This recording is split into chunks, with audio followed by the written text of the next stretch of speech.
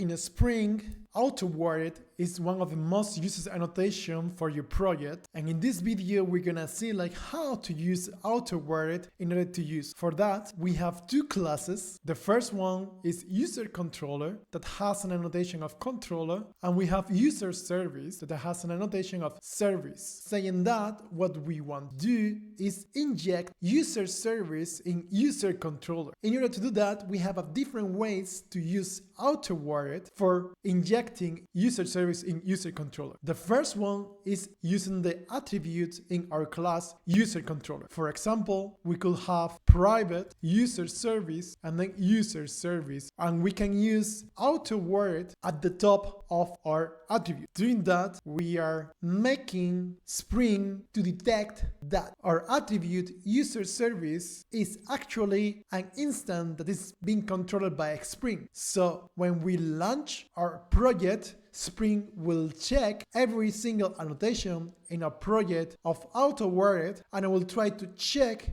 which class is in their context in order to inject this class that Spring has in his context and inject this inside of user service. Another way to use Unported is by constructor. It means when we have our constructor, instead of using Unported in our private attribute, we can use Unported on our constructor. What we are specifying is we call that Spring should inject the instance from the application context that they have for user service by the constructor, and then it sets our attribute through the constructor. One thing to be aware of is in the last versions of Spring, this is the default method to inject our dependencies in our class. And since that, Spring do not require anymore to use Unported in order to inject our instance from a Spring by constructor. So now Spring is smart enough to inject our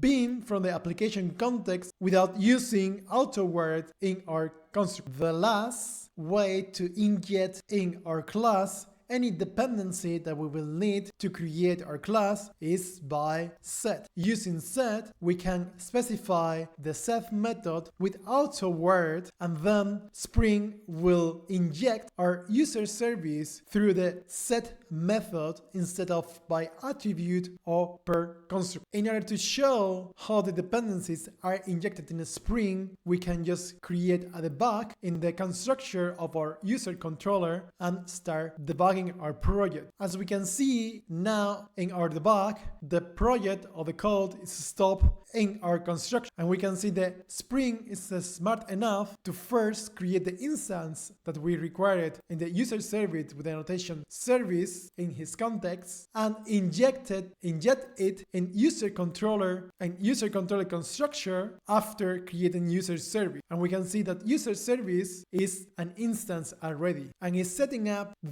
our attribute by the constructor automatically by Spring. One thing to be aware of is also that Unported has an attribute that is required. Required is by default true, but then what could happen if we have the user service without the annotation service? If we reboot our application, we can see that we have an error in our console saying that the constructor in user controller required a bean of user service. So it means that since we don't have any instance of user service because we removed the annotation service from user service, and the user controller required to be created a dependency of user service, is not possible even to run our project. What we can do is use it Unported, and then the attribute that Unported has is required, and we can just use false in order to indicate that the Spring could create this user controller without user service, and user service could be null because we are specifying that user service could be null. So now if we run our project, we see exactly that their project is running again, but the user service, since again we don't have anything to specify to Spring to create create an instance of user service in his application context, then, and we specify that auto-wire required is false, then it's making user service as null, but it's in any way creating our instance of user controller, because now we are specifying, okay, if you don't have any instance of user service in your context, that's also fine, and you can try to create user controller. So that is the basic thing of using the notation auto-wired. I hope you really like it and you enjoy it. Remember to subscribe to the channel, making a like, and remember, if you have any comment or question, you have the comment section that I will try to answer your question